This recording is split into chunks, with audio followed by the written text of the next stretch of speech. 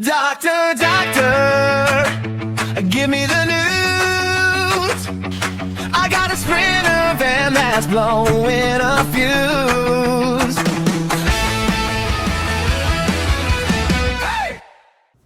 Hey, what's up guys? Sprinter Doctor here. In this video, I'm going to walk you through how to replace the diesel exhaust fluid injector, or the AdBlue injector as Mercedes calls it. This one is a 2019 and it's been leaking externally. It's got fault code P202D7A. A leak was detected in the AdBlue system, and P20F500. The AdBlue consumption is too high. So the AdBlue injector is going to be about the same from the start of where the DEF system was added on these Sprinters, from about 2009 or 2010 all the way up to 2022.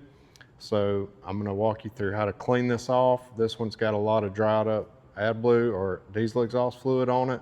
So we're going to clean that off with some plain water, and then we're going to replace it. So let's get started. For this repair, I'll just use a spray bottle with some plain water, my snap-on light, some needle nose pliers with the curved ends for hoses, and my 3/8 snap-on battery powered ratchet with a 3/8 to 1/4 inch adapter and an E6 torque socket.